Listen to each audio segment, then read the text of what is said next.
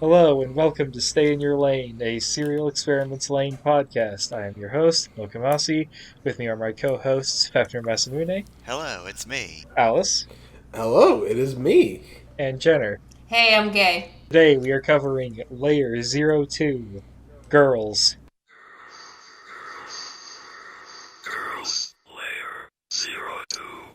Right off the bat, I watched this episode with Fefner and Jenner, and they were not ready to hear the whisper voice say, "Girls." I want to figure out how to make audio fucking gifs so we can get the whisper voice girls, so we can post it as a reaction image when we are being especially lesbians.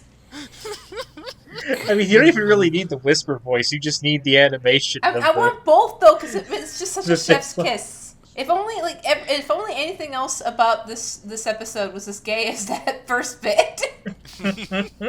Or Before we start the episode proper, I'm going to do something that I hope isn't a recurring bit, but probably will be a recurring bit. I'm going to correct some things that I got wrong last time. Okay. So, last time, I referred to Communication OS as a reference to Copeland OS. That was not true. Copeland is referenced in this episode, with the OS actually called Copeland OS. yeah, It's spelled different. it's spelled like Copland. Yes. Communication OS was solely a reference to Commodore. Also, the thing I'm most baffled about, apparently Spike Spencer really isn't in this dub. What? Oh, so The- they sound alike? I don't think it was a sound-alike in the sense that they tried to get someone who sounded like Spike Spencer. This was recorded not long after Ava. Depending on when this all was done, it may have been recorded before Ava, because dubs come out at different rates from the actual shows. Mm-hmm. But, yeah, this was done in California. Spike Spencer is in Houston. Oh. The person that I think sounds a hell of a lot like Spike Spencer is named Sid Fontana, Okay. and he was credited as Sam Fontana. Okay. Or I might have gotten those reversed. He Oh. might actually be Sam Fontana and credited as Sid Fontana. I don't remember. Hey, Luca. Do all these Yes? voice actors know that you're stalking them, and are they okay with it? I was just looking through their credits. I just checked their IMDb, Jenner. It's not even that big. Sid of a deal. Fontana was credited as the gunman in the club. Why are you trying to steal everybody's soul, Loka? Yeah. Spike Spencer doesn't appreciate it. Yeah. If you're going to harm or curse a voice actor, could you make it Quentin Flynn or Vic Mignogna or people of that nature who have proven to be scum, and not people we do not know whether or not are scum yet and who might actually be decent? I have no idea where the hell this conversation is going. Loka, can you get a death note? Yeah, can you get... That'll go well, right? Yeah. I, for one, would definitely trust Loco with a death note. That was definitely the God. point of the show Death Note was, hey, you can give this book to someone, it's fine. It's good. Anyway, I was going to say this creates another, to me, interesting thing for the trifecta of weird anime, because Una was dubbed in New York,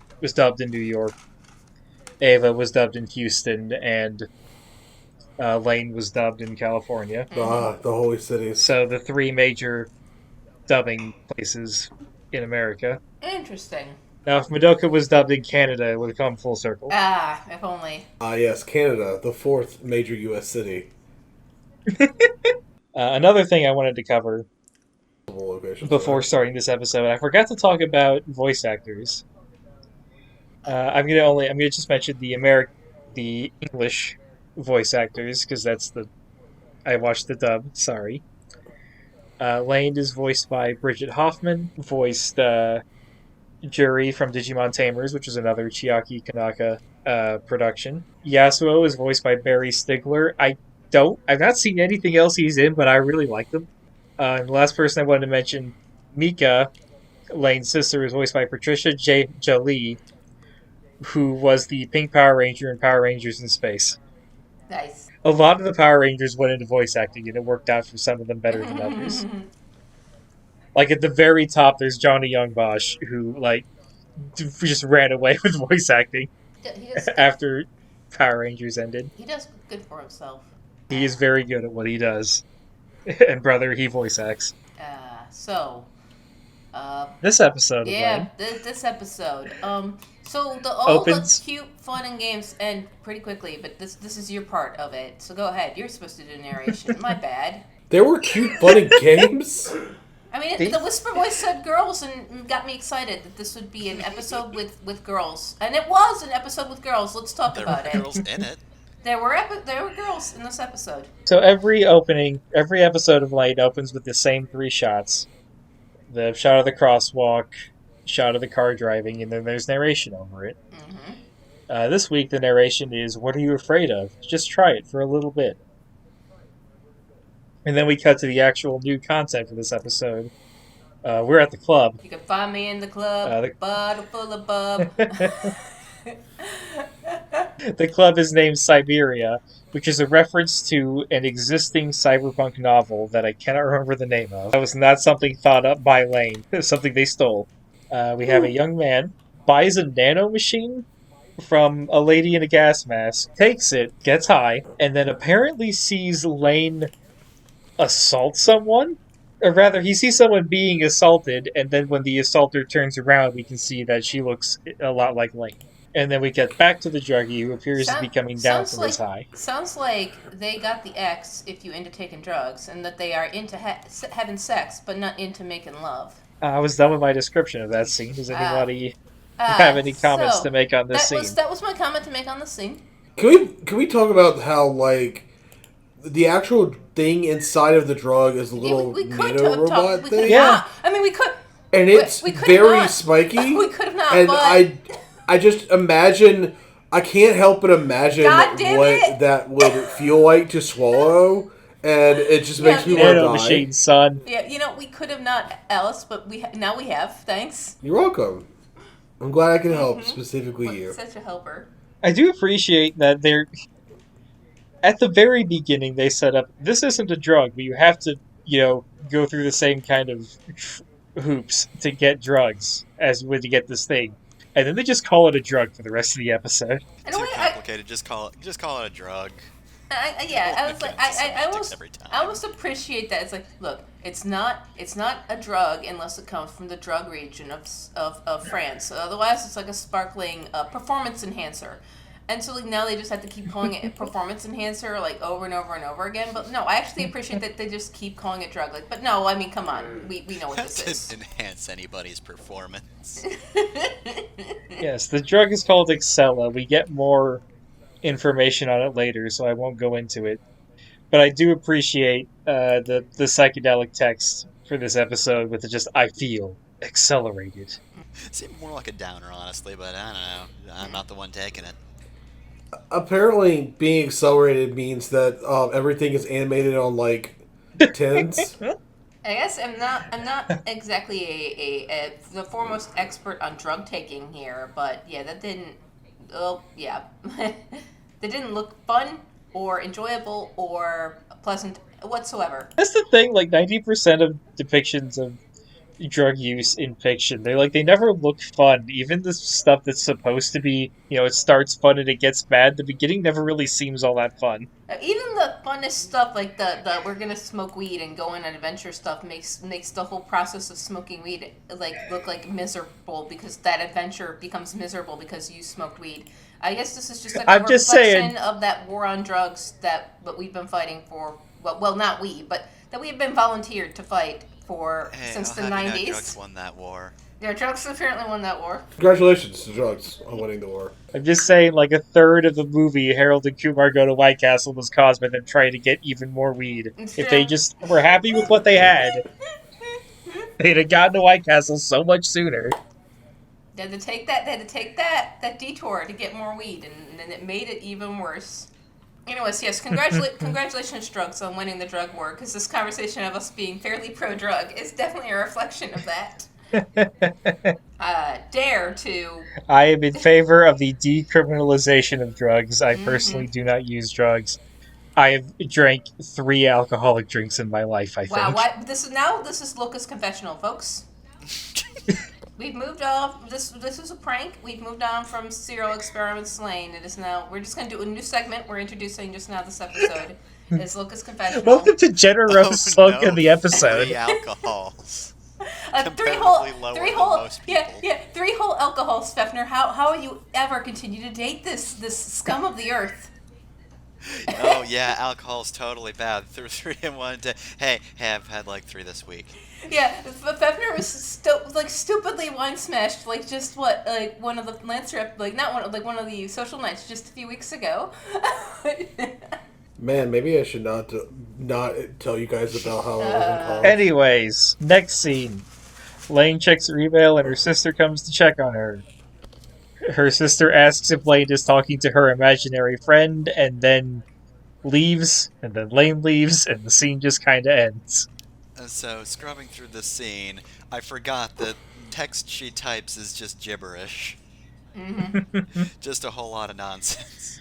Also, like, Lane's sister continues to be, not continues, but, like, she's just really weirdly hostile, but in a sort of, I don't even have, you're not worth the energy of even me hating you. You're it's like here's- really, like, ambivalence, really. It's like that hostile ambivalence. Sorry, go on, Loco. Yeah, it felt to me like she was worried about Lain, but she was upset that she had to put forth effort to stop Lain from, like, getting mixed up with something. Yeah, like, it kind of felt like sort of a resignation of, I don't even know if you're gonna hear that or notice that I'm saying anything. Hey sis, you talking to people that aren't there thing. again? Okay, cool. Bye. Please stop. Okay, yeah, that sounds about right. And that, you know, I have people in my life who do that sometimes. They'll be like, hey, they'll walk up to me like, I'm about to go to bed. Oh, hey, honey, are you gonna be coming to bed anytime before 4:00 in the morning? Probably not. All right, well, see you whenever, I guess. Have fun. Just insert your own, like, song that plays when something bad happens meme. It's the Always Sunny title card. Bitch stayed up till 7 again. You coming to bed anytime soon? Seinfeld theme plays. We're like, Anyways. Go to bed before 7. Next episode. Jenner does not go to bed before 7. Only comment I... So after we get that, we get Yes, the the only comment I wanted to make on in the room, the stuffed animals finally look normal for one shot, at least. Yeah, I did. I appreciate that, because that's not going to stick around. Fucked up. But yes, as Alice is just forcefully dragging this group back on track. No. No, you're Sorry. good. You have to do this, otherwise we won't. We get another Lain walks to school. I really like this scene. I'm going to describe it now. Lain walks outside. She sees a man in a black suit kinda hiding behind a pole. You can tell he's there, but you can't really see his face. The suggestion of she hiding. sees him. She, like, you can see her mentally prepare herself. And then she walks past him, glances over, and he is staring directly at her. Just bizarre, soulful glance. She stops, they keep looking at each other, he does not look away, and then Lain just sprints, I'm assuming, all the way to school. Yeah, relatable. That's the most reasonable thing Lain has done this whole show. It's incredibly I love reasonable. that. That's like... God, I get anxious, but I don't really have, like, social anxiety. I get nervous easily. But I cannot imagine the fear of somebody who, like, thinks that that's going to happen, and then it actually happens. Yeah, I mean, like, women, then you got 3 of them here, we get creeped on quite frequently, especially by weird dudes on the street. So we do often just, like, prepare ourselves, like, on the way to our cars or from point A to point B to just be, like, accosted, creeped on, catcalled, whatever, by dudes, because it's kind of a fairly frequent occurrence in our lives, even when we are, is the case with me. Not especially attractive. So, yeah. It kind of gave me some flashbacks to a guy who would not leave me alone at MechaCon in New Orleans a couple years ago, who, like, was not, like, wasn't even, like, being hostile, just, like, could not read a hint. And, like, I had that feeling again of, like, oh, God, they're not going to leave, are they? There's that sort of dread, and it's like it does a pretty good job of getting that feeling as well. Straight creeping. And for me, like, my solution to that kind of stuff has always been to be, like, incredibly blunt.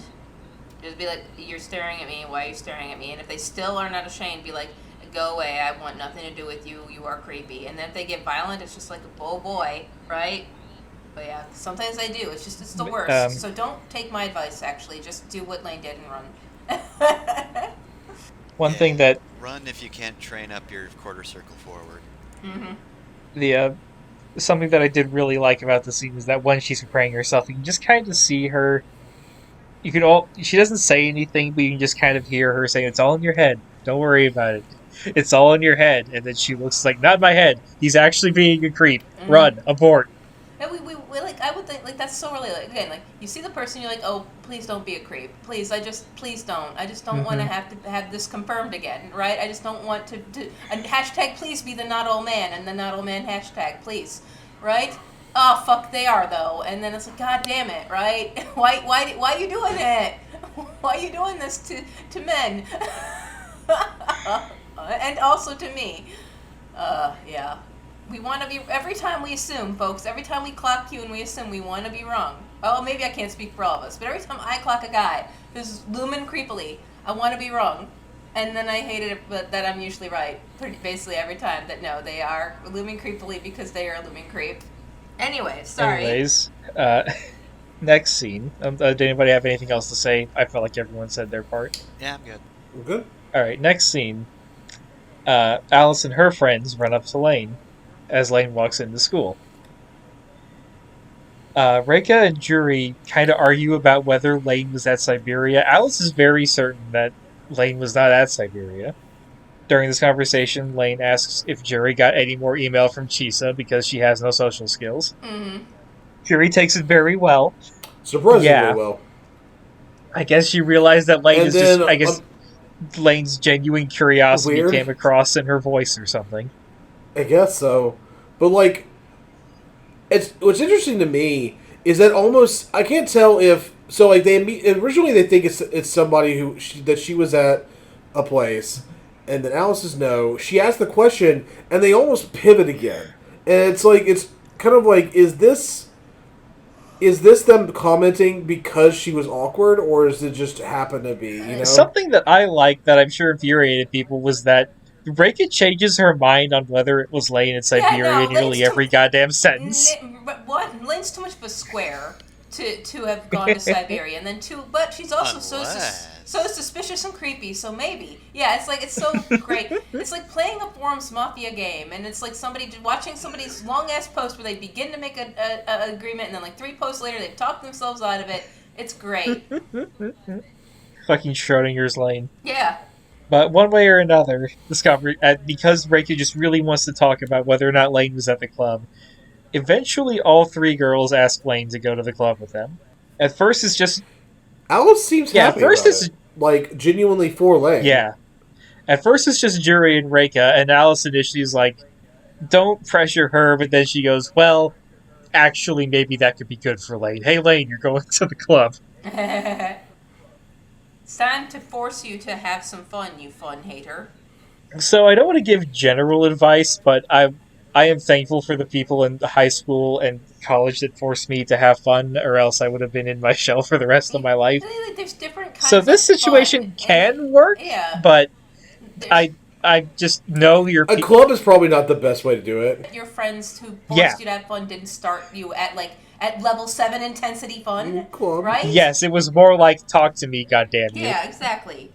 But Have a conversation. This is We're talking now. This is like level 7 intensity. Have some fucking fun, you fun hater. When they could have started like a 1 or 2. Let's play some Jenga. I brought Uno. You know, something. Let's go to the park. Let's go to the park. Pet some dogs. Let's rent a dog. Yeah, walk exactly. the dog at the park. I don't know if dog rental was a thing when this anime came out, but yes, you can in You fact rent a rent dog dogs? to walk it should you desire. We have now monetized dog ownership. Alice, welcome to 2020. You wouldn't rent a dog. You wouldn't download a dog. I glance over at my pirated Gigapet. Yeah. I have, Never. and I will. I'll fucking do it again. I'm gonna download every dog. That's my project now. Dog I want. Yep. I do have to say that I'm glad that my opinion about Alice Hey, you has know, stayed we the haven't same. gotten to that Namely section yet. You hold off. No, I haven't asked you yet. No. You save it Wait, until I I was ask just got to you. this section. That's you. Remember, it's a bit that she wants to do at the end of every episode. Yeah, Oh, that's my Okay, bit. Yeah. I got Sorry, it. I Alex. got it. Okay, but we did. So we get. Yeah, no. They're all Yeah. determined, and she just like never actually says yes. Mm-hmm. I mean, at one point she even says Well, kind of we'll like, get to that, because no, first- thank you, over text. Drug. First, we have to And describe. of We have course to get to I'm Ice Cube waiting for describing Excella. We just, Oh god, we just cut to They're calling it fucking Scylla. 3D render of the nanomachine with medical text in the background, but they're not describing anything that Excella is supposed to do. They're just describing like things that veins can do. I forget exactly what it is. Anti-veg. The anti-veg antibodies inhibitor of antigen blood vessel growth and may hinder the growth. Okay, I'm already done reading this. It's a new. I'm kind of sad that the text in the background, they didn't just do what like Gundam Wing did and put the instruction manual for how to use photo editors in the background. I like what Ava did and just put the history of Gynax the studio and then injected random Ava keywords into it in all caps. I was like, you can tell that like the corporations won in this AU because they don't have to do that really quickly spoken disclaimer may cause insomnia, vomiting, low sex drive, low headaches, things like that. If your erection lasts for more than 4 hours, please contact your doctor. Like none of that. So they don't have to do that little sprawl at the end of it. It's a new nanomachine that all the kids are into. We call it Excella.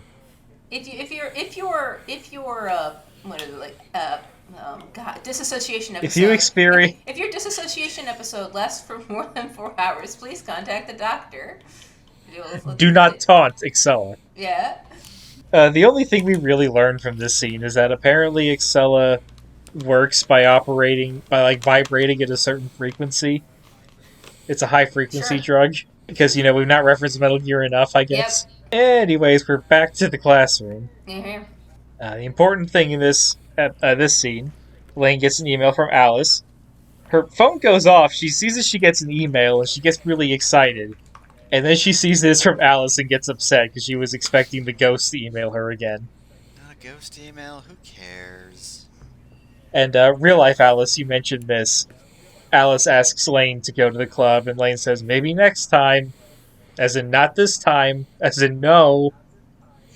But not that anyone. I absolutely have to mention Alice's fucking "Hey girl" face that she's giving from the back of the classroom. Yeah. The only normal, decent person so far who isn't like Lain in this whole anime, in this world of like she's terrible being like monsters. A little forward. She's pressuring Lain a little more than she should, but she genuinely wants Lain to have fun. Yeah, she's sincere. Yeah, like what is she's pushy, but like, have you seen the rest of the people in this anime? Lain? I'd be desperate for friends. I'd be desperate to do anything too. Dear Lain, please have fun for just one time in your life. Love, but not that way unless, Alice.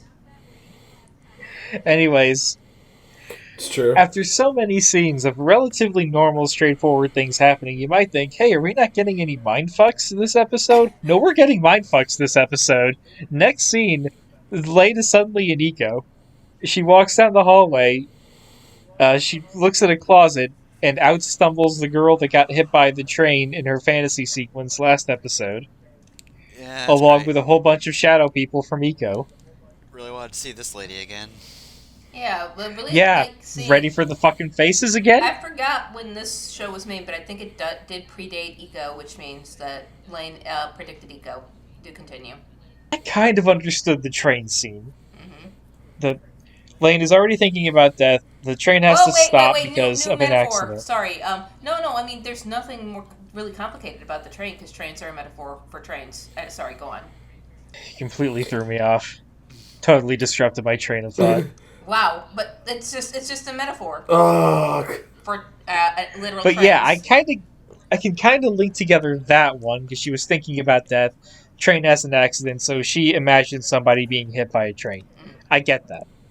I really don't understand why this happens in the hallway. It's a quiet moment, and now she's just got this lingering, terrifying image. It's just gonna happen. You know, I Doesn't sometimes guess need a the reason. thought that she desperately wants to hear more from Chisa, but instead she's just hearing from Alice, is being represented as like she really wants to meet one person, but instead she's accosted by a whole bunch of people she doesn't care about. I mean, there's also a bit in there of just we've kind of established that to some extent, Lain has problems with staying in the present, and may or may not be prone to audio and visual hallucinations. Mm-hmm. And this may be just like her brain attacking her with things that she has seen before in those hallucinations again, like just I was gonna recycling say, it as a almost. person with PTSD, that's post-traumatic, stress, disorder. As a PTSD haver, when you have PTSD, you are occasionally beset by intrusive thoughts and fantasies and visions like this from time to time. It just kind of happens. You just kind of have to roll with it because, at least I've had to just roll with it. I've been unable to therapize or medicate that away in any way. So yeah. Yeah, sometimes you're just ambushed by that one lady from the previous episode. Don't worry, eventually she'll be gone, and she'll be replaced by Corroder. He'll just knock everything off your shelf. Wow, sick Clock Tower 3 reference. Everyone's gonna get that. Absolutely. There are people who don't know about Clock Tower 3. There are two other people in this conversation who we're going to get that reference. I don't know if Alice is even going to be able to get that. Yeah, see, she absolutely didn't get it. Anyways, Yeah, I have no idea what you're talking about. Can we just get a voice sample of that and just play it from time to time? the goal is for this podcast to just be replaced with me having 6 voice samples from each of you. I have no idea what's going on there. Anyways. We're slowly going to be replaced by a soundboard over sequential episodes until we cease to be a real part of this podcast, Alice. I'm so confused, but I Let us trust you. continue. Anyways, moving on to the next scene, because I think we're done talking about this mindfuck. We get another normal scene. Lain has her computer delivered to her by a very familiar delivery man. Everybody in this call should know who this delivery man looks like. He looks like Alba Shigeru from Ava. For absolutely no goddamn reason. Because apparently nobody in the production team of Lain saw Ava until after they made episode 4 of Lain. Yeah, he does kind of. I actually did not catch that, but you're right. This is just one of those things that, like, not everyone believes that, and I feel like part of it is, like, they literally put an Ava character in the show. He's right there. Just doing those references. You love to see it. In the English dub, this delivery man is voiced by Michael Lindsay. He voiced Joe in Digimon and Kisuke in Bleach. Those are the 2 roles I know him for. He unfortunately passed away, I think, last year. Oh, rip. I'm pretty sure, yeah, Brad Swale is normal Amuro, but Michael Lindsay voiced Amuro in the movie version of Gundam, which is the bad dub that nobody wants you to watch, even the people that were in it. Wait, are you talking about the compilation movies? Yes. Oh, that's what I watched first. Rip. Did you watch it subbed? Oh, yeah. Then you're fine. It's the dub that's bad. Oh, the dub is great! It's just Everybody great for in the the wrong dub tells you to reasons. not watch the dub. Yeah, it's awful. That's why you should watch it. The compilation dub, the dub of the compilation movies of Gundam, Char is played by Steve Bloom, and Steve Bloom will tell you to not watch them. I know it. He's wrong. He doesn't want anyone to see some of the greatest voice acting of all time. The narmiest shit that ever narmed. Anyways, delivery guy, I don't think he ever gets a real name, goes on and on about how great Lane's computer is, which is weird because she told her dad that she wants a computer to read email. Then her dad just went nuts. I mean, it can Got still her a read the brand new email. Alienware PC. Guess that's just what happens with Mac fans. Yeah, it's a little weird that, like... I guess I kind of read it as he's just excited that she's expressed interest at all. And, Yeah. like, he's obsessed with it, so he just sort of, like... He can't not Gets overboard. be all in. Although this was As we mentioned, this was back when Apple was actually making decent stuff, but this did in fact predict the $2,000 Facebook machine. After the computer is delivered, Lain goes to her room and waits for her dad to get home. She walks out of her room and sees her mom and dad kiss in one of the weird, strangest blocked kisses I've ever seen in an anime. Yep, just completely unmoving. Just the most Just awkward pose, stiff as a board. Just lock lips and wait for our daughter to walk in on us. Why does this kiss feel like I'm not supposed to see it? As we were watching this, I informed Luca and Fafner that all of us are living, breathing proof, empirical evidence that our parents, our biological parents, had sex at least one time. Nah, I was conceived immaculately. Lain wasn't conceived. They just kissed for like 9 full months, and then Lain was just there. This is just what Isadora tells Quinn sex is. That's how babies are made. Lane's dad found a computer floating down a river, and when he opened it up, Lain was inside. Mm-hmm. What I was gonna say is like, I have a couple siblings, so I have knowledge that regrettable knowledge that my biological parents had sex at least more than once, several times at least. I'm so sorry. Yeah. Good to know, I guess. No, it's not. I said it was. Thanks. I literally referred to it as regrettable knowledge. Anyways, after sex is for married Yasuo, people. Sex is for married people, kids. Sorry, do continue. After Yasuo finally notices Lain, he breaks the kiss, makes a comment about the computer being there. Lane's mom immediately says, "Clean that shit up. I'm sick of looking at it." After she's seen it for like 10 seconds. Seems to be a berserk button for her. Dad says that he's going to put the computer together after dinner, and Lain wants computer now. This computer now. I'm gonna do something drastic. I'm just gonna go over there and lay on my bed, surrounded by my weird stuffed animals. I will say that Lane's single-minded desire to get this computer made does make Dad's glasses do the anime glasses thing. The next scene is Dad finishing up putting the new Navi together. Mm-hmm. This is the Copeland reference, or OS is Copeland OS. The manufacturer of this Navi is Tachibana Labs, which is also an Apple reference. Tachibana is a mandarin orange, so it's a fruit like apple. Nice. Tachibana is kind of like a common, actually also like a common name for like robots and tech in these things too. As I was thinking about just Ghost in the Shell and how the cute spider is called Tachibana, I believe, if I'm not mistaken. No, they're called Tachikomas. Tachikoma, okay. Never mind, I'm dumb. Continue. Fucking fake Ghost in the Shell fan. Right? Yeah. Sorry. Get out of here. Sorry. I'm sorry, I'm just having fun. Y'all, I've not been... hey, listeners to this podcast, Jenner has not been sleeping very well. And her brain is especially fried. So this is a very special episode. She just got woken up from a nap. Perfect. Yep. Perfect time to watch and discuss Lain. Mm-hmm. You can't sleep. Mm-hmm. As Yasuo goes to leave, he's confronted. I say confronted. Mika's just at the door. Just waiting for And Dad's him. like, "Oh, hey, what are you doing there?" And then Mika just leaves without saying anything. Mm-hmm. I just have in my notes, nobody in this family fucking talks to each other except the dad. It's fucked up that the character that gave the laugh that happened last episode is the most normal character in this whole family. Sometimes a family is a dad, his daughter, and two android anime real dolls that he programmed and stuck AIs into. I don't like that. That's just a That's- I don't like that his daughter is one of the real dolls.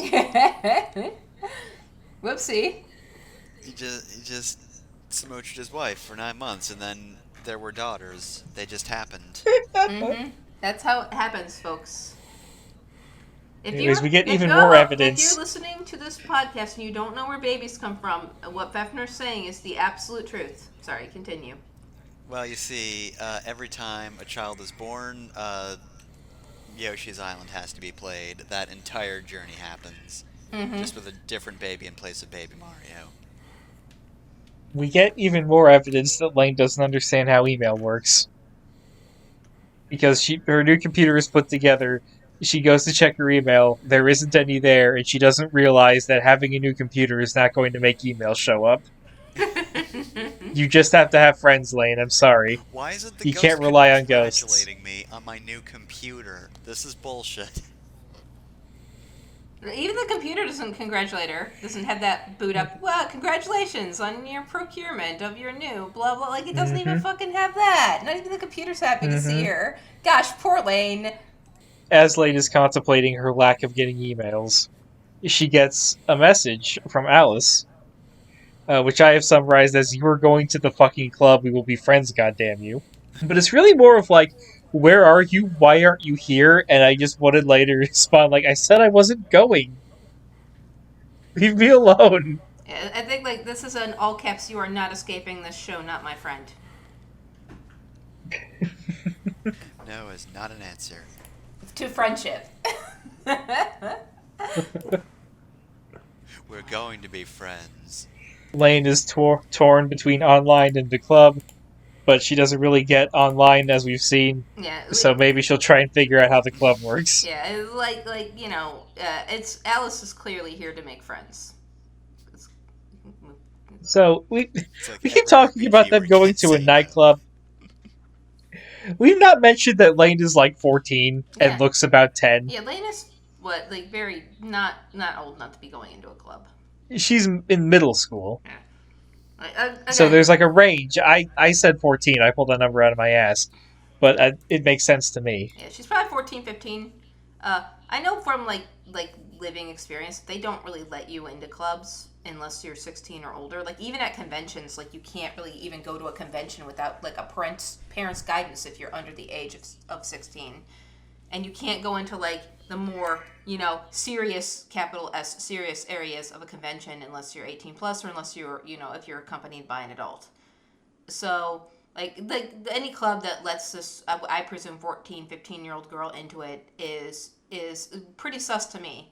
Like any group that just lets, you know, a 16-year-old hang out with them is just a really suspicious group you should not have any trust in.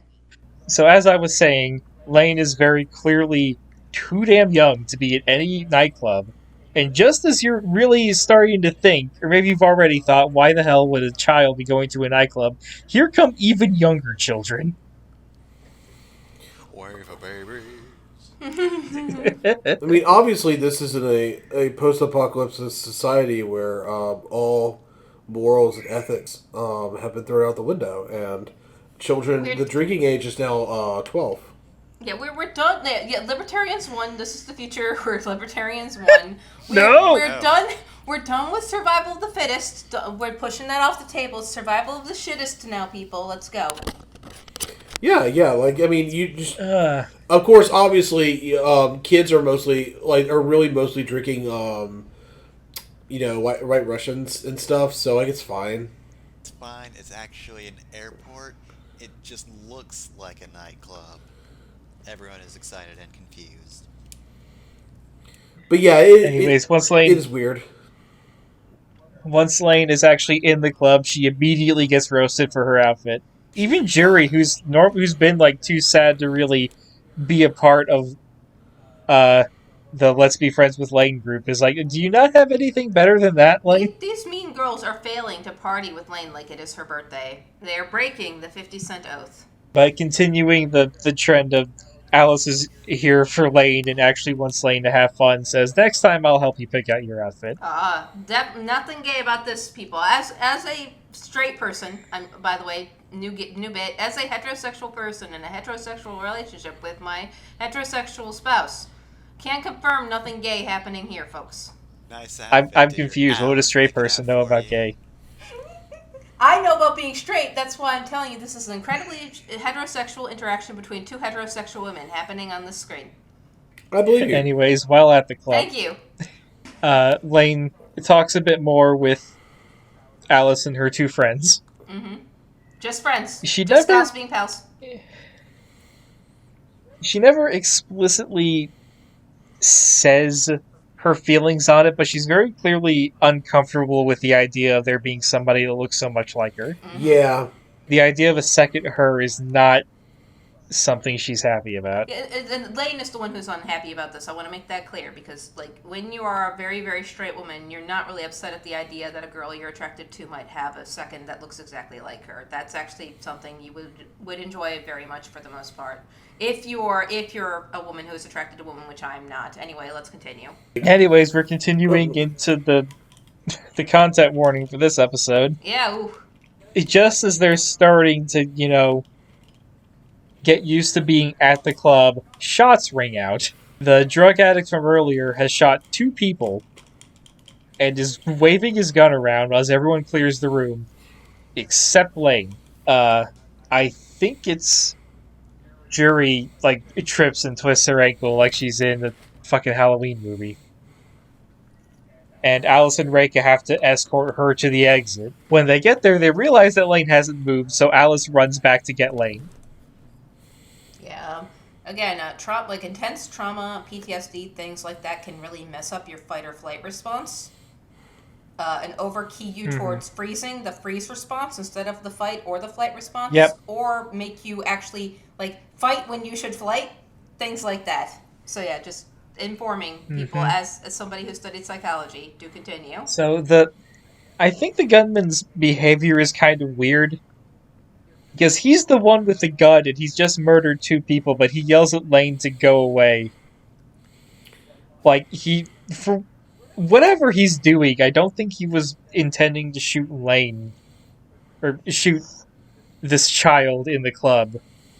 I mean, You have to make that distinction, because once he sees that it's Lain, then the gun comes out. I mean, he doesn't seem to have had plans, very detailed plans in general. It's his whole thing is sort of it's reactionary. It is him panicking because he feels threatened or endangered by a thing we're not really sure about yet. Yeah, because once he sees Lain, he screams, "It's you!" points the gun at her, and says, "Why are you making me do this? I just wanted to clear my head." Just wanted some drugs. What's your problem? He says a lot of shit. Yeah, so let's Like, see. leave your scattered god out of this, the Wired can never be allowed to interfere with the real world. Yeah, so he says, you're that scattered gods, ellipses, doesn't explain that. That could have really helped, you know. We heard about God episode 1. I think in the dub, he says something, "I don't want anything to do with you or your scattered god," or something like that. Yeah, I was kind of disappointed that he didn't finish that sentence. I mean, I guess I was kind of... I mean, I got the gist, but it was a little disappointing. I was like, oh, come on.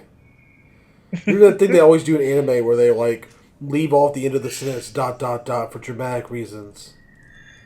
But no. He eventually gets to the point where he just starts saying, "Leave me out of this," over and over again. Let's see. The Wired can't be allowed to interfere with the real world. Don't want anything to do with it. Who the hell are you? Back to just rambling. Okay. And that's Back in those innocent days when we really thought that the internet couldn't have any impact or influence on the real world. You kind of see where the people who made Lain were still in that kind of mindset, where we now in the year 2020 understand the horrors of just exactly how much things that happen on the internet can deeply impact the real world, actually. But yes, do continue. I'm going to save that, and we're going to come back to that in a few episodes. Anyways, Alice is constantly trying to get Lain to leave. Lain eventually does start walking, but not towards the exit, towards the guy with the gun. By the way, this gun has a laser sight on it, so why is so that? you know that it's pointed at Lain at all times. Why does he have a laser sight? So even if you can't see the gun, you're seeing the laser point. Why does he have a laser sight? It's so excessive. She approaches him, and when she gets closer, she says it's the same voice actress, but clearly in a more forceful and confident tone. She says, "No matter where you go, everyone is always connected." And then we see the laser sight go up across Lane's face, across the ceiling, and then onto the gunman's face. Then it does like a North Star style censoring, where it's just like really bright light and he's in shadow, or something like that, as the gunman suddenly shoots himself. Rip.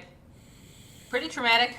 And I've already been mentioning several times in this episode that Lain is already, displaying some hallmark behaviors that are indicative of somebody who already has PTSD and has Speaking experienced intense trauma in their lives. And so here's just more for the pile for you, Another Lain. one for the pile. speaking of trauma, Lain, as I said, starts this scene kind of weirdly confident. But once that happens, she snaps back to reality. Up there goes gravity. Mm-hmm. Up there goes gravity, choked, etc., etc. As they do the blood splatter on her face. This is a lot like North Star, actually. Yeah. The that was the first episode of North Star 2, I think. The blood splatters on her face. She looks horrified at what's just happened. Like, it's just this weird thing of, like, I don't know what Lain thought was going to happen, but I guess this wasn't it. I kind of get the feeling like Lane didn't really think anything. Like, it was just, this is a phrase that we've heard kind of before in different forms. And like he said, he's talking vaguely about this idea of wanting to be left alone, and I think she just says something here. I don't think she really thinks about it consciously, and she definitely isn't trying to get him to do anything. Yeah. Her mouth moves, and I wanna believe that what she says is mood. Because that's my headcanon, is she agrees with him, because that's also what she wanted, right? It's what she kept saying to her friends. I want to be left alone. Just I don't want leave to be me out part of of it. this. Just leave me out of Just it. leave me out of this. So this guy's in front of her with a gun saying the same thing, and she just says mood. Just like, ah, man, you get it. This guy gets it. Yeah. That's my headcanon, folks. Sorry, do continue. Oh, well, actually, I did want to say, like, I don't. the Lain that we do see, for the most part, or that we have seen thus far, for the most part, that really detached, disaffected Lain, is also behavior that is common in people with loads of trauma. That detachment and disaffection. Just more for the pile, folks. Let's continue. Sorry. So I don't know how often I'll bring this up, but Lane's Latin American dub is actually very popular among Spanish-speaking anime fans. The dub was done in Argentina, which is unusual. Normally they're done in Mexico. But they slightly changed this line. From what I can tell, Spanish-speaking anime fans like this change, but I don't know. It's a change in the dub. Of course, a lot of people aren't going to like it. But in the Latin American dub, what she says is, Nadie podrá esconderse, nadie, cuando todos estén conectados. Which means nobody will escape, nobody, once everyone's connected. Which is like, I hate weird, slightly prophetic sounding girls. Yeah, I also don't like that. They will not leave me alone. Yeah, I don't like the implication that connections will be the death of you. Like, a lot of people who have trust issues and etc. kind of come to that conclusion, but I mean, unless your life is just filled with people, like you're in a really shitty place where like everybody really does hate you, connections keep you alive. But if you are like a queer person in the Deep South, in the Bible Belt, then yeah, be careful with those connections. But yeah, otherwise, It feels less like it's just connections in it's general. good, actually. It feels more like it's less connections in general and more just like being forced to be connected to people you do not have a choice in whether or not you get to be connected Yeah, to. exactly. Yeah, leave me out of it. No. It's almost it's perverse. It takes what is supposed to be a really good thing and turns it into this kind of and never turns off. People won't ever shut up. Yeah, this is very much a very relatable thing for me. It's like, when I'm, hanging out in a chat room in 1998 talking to my friends, I don't want some random asshole to come in and start, spouting, Nazi slogans. But it happens, when you're on the internet, when you're connected to the internet and you're on like a forum or you're on, like, a lot of those places have died off, by the way, in the year 2020. But if you're still in those areas, you can't control what assholes are going to come in and start fucking with you. You just are connected to these people and you don't get a choice of whether or not these assholes can interact with you. Like YouTube, you don't have any control over who does and doesn't put videos up on YouTube. And so some asshole is uploading 6 hours of Lancer content at 4 o'clock in the morning on Friday. You can't stop her from doing that. You just have to live with the fact that that's been done. So, Jenner, I can't believe you demanded to be on my Lain podcast so you could use it to advertise our Lancer campaign. As if the people watching this aren't already watching our Lancer campaign. It's all connected, They better be. whether you want it to be Yeah. or not. Last thing I wanted to say about the Argentinian dub, they translate a present day, present time into Spanish as en la actualidad en este momento, excuse me. I just kind of like that they did that because like we spent so much time talking last week about how that's in English for a reason, right? And then they just translate it into Spanish and everyone likes it. So yeah, okay.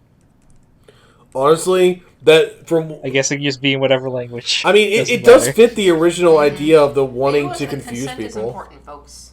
Like, you should only really associate with people that you want to associate with, and you should not be forced to associate with people who suck ass, who are bad. You know, who you don't want to associate with.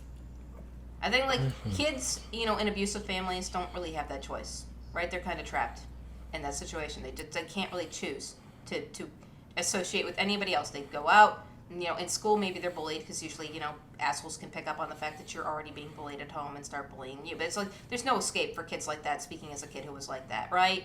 It's like, you go out, you're bullied, you go home, you're bullied, and you just don't really have a choice to not associate with these fuckers. You're just trapped with them, right? And so, like, again, The Wired is being, you know, equivalated, in my opinion, to something like that, where, like, once you're all connected to everybody, like, you don't have a fucking say anymore, right?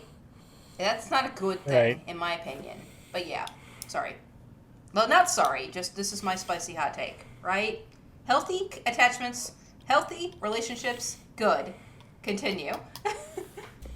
So now we're at the point where we can talk about things that we didn't talk about as I was summarizing the episode. Alright. So we have two bits that I want to end with, as I think we're going to end every episode with. But does anyone have a theory, something they want to talk about? I don't know if it's a theory per se, but alright. The thing the dude says as he is ranting at Lain at the end there stuck out to me the most this episode about how the Wired can't be allowed to interfere with the real world. Like, okay, mention the scattered god stuff, okay, but like, it is sort of new information in that, you know, we didn't really know that Lain was connected to that other than talking to a ghost, but like the way he says that line makes it seem like she has a closer connection. But I don't know what he's talking about when he says the Wired can't be allowed to interfere with the real world. Because, like, Lain is really not online up until this moment. Like, this is the thing he should be saying to Lane's dad. I have a theory regarding the Wired intersecting with the real world. Yeah, like, Have you Let's go noticed for that it. the shadows are weird? Yeah. Befner mentioned that first Yeah, episode. Yep. Pfeffer talked about that a lot last Yeah, that's episode. one like- of the canned lines that you can use Loka to just completely replace me. Just throw that in every once in a while. Hey, those shadows are weird. That's neat. I like that. Okay, so what I'm noticing is that the shadows are always like we see them the most with just when Lane's by herself. And after this, I can't help but wonder if those shadows are like at first I just thought they had to do with Lane. I thought they were visual hallucinations or something. But now I'm starting to wonder if they're non-diegetic in a sense, and like I'm starting to wonder if the shadows have to do with the Wired. Like if that is the Wired creeping almost physically into the world. This particular line made me go back to the opening because it really reminds me of like that moment in the opening where you just see like a montage of different scenes with Lain on the TV, and like she's just sort of talking and people are just doing whatever. Like they're You're not really looking at her. Yeah, like they're not interacting with one another. So like, still don't know quite how this connects with the Wired, but like, just a lot of this seems to be this disconnect.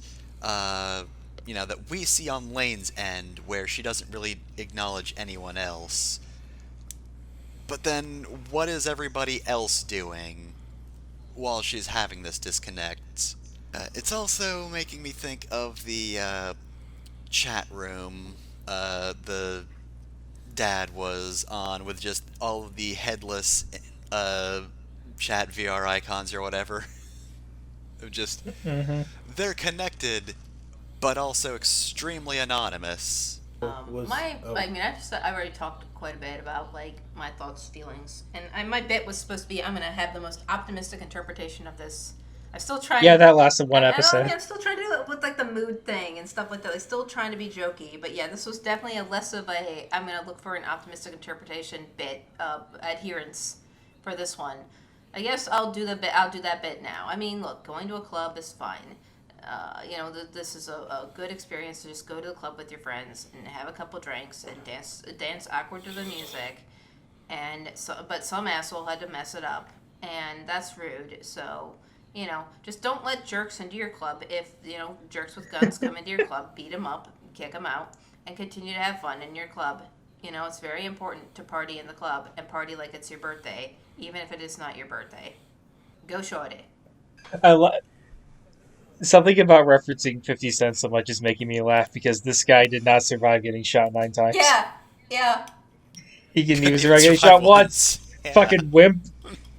He's proven he's not bulletproof, folks. This guy couldn't take 3 RPG rounds to the chest. This guy does not have a Anyways. dedicated cuss button. If we're all done struggling with technology tonight, God, how appropriate. Yeah, I I feel like there's would like to almost transition into our ending something. bits. Alice, as an Alice, and thus the foremost expert on Alice's, what is your Alice opinion for this episode? Or current Alice opinion overall? Either or both. my or whatever. My Alice opinion is that I like this Alice, and she is good. She's a little pushy, but she's also a child who is trying to help out another child, and that's my Alice opinion. Wow, what an interesting thing to say. Nice. Yeah, fascinating. I'm glad we have an expert on Alice's here on this podcast, folks. Because it's time for our other bit. What's the plot? This is the part where I ask our 3 viewers who have not seen this show before what they think the plot is going to be of the show. Last Alice, episode, Fefner predicted what my joke was going to be. This time, I don't think she's got it. But yeah, Alice, your turn. Okay, Yes, Alice, we're going to start with you. So tell us, what do you think the plot is? the plot is that Lain goes to a club, and I'm sorry, back up. The plot is a guy at a club gets drugs while Lain is kind of stumbling through life, fascinated by the Wired. Her friends get her to go there, and she encounters this guy who ends up shooting 2 people because whatever he took is convinced him that the Wired is some kind of broken god or something like that. I think that Lain is stumbling across an AI that is gaining its sentience. All right, what a good Yep. plot summary that we definitely listened to. Won't need to go back to that when this is all done. Alice. Wow, I can't believe that's what Alice thinks the plot is going to be. Honestly, I feel like you got it. 100%. That's what the plot is exactly. Anyways, All right, so Fefner, what do you think the plot is? I don't think I have an exact nail on it at the moment. Like, you heard my thoughts before. It's something about the internet that, like, Lain seems to be more online than she actually puts on Miss What's an Email. But yeah, other than that, it's episode 2. I've got a little more context. Still not quite there yet. Last week when I said that feeling of I need to watch one more episode for context isn't going to go away. It's so It's close. not going though. away. One more, just one more. It'll make sense, I'm sure. I'm about to hit the jackpot. Trust me. No whammies. All right. Finally, Jenner, what do Hey. you think the plot is? Hey, it's time for my gag. Alright, so having watched this entire episode from beginning to end and there being nothing weird in it whatsoever, I've determined this episode in particular, and I'm believing that this is kind of a children's lesson teaching show, where every episode has a lesson, like G.I. Joe or Captain Planet or something of that nature. So this episode in particular, Just like My is- Little Pony yes, Friendship yes, is yes, Magic. it's here to teach us the important lesson of not skipping leg day. I noticed that there are very few elevators. You know, you keep mentioning Revolutionary Girl Utna, and there's elevators in Revolutionary Girl Utna, but there are very few elevators so far as Serial Experiments Lain. And so when Lain is going someplace, she's either walking and often she's walking up and down stairs. And remember, folks, it's very important to not skip leg day. If you skip leg day, you won't then you won't have healthy leg. Your body will be all jacked up top, but you'll have scrawny little legs on the bottom, and that looks silly. So this episode is just a parable about the importance of remembering leg day and not skipping leg day. If you do skip leg day, you're gonna be like all paranoid and sad like that dude who did that bad thing. Don't do that. Remember leg day, kids. Take the stairs whenever possible if you can. It's healthier. If you skip leg day, then guess what? You've just created your own glowing weak point, but it's just tiny legs instead. Mm-hmm. And with that, I think it's time to wrap up this episode before even more tech issues happen. I love Lain. I am looking forward to continuing to love Lain.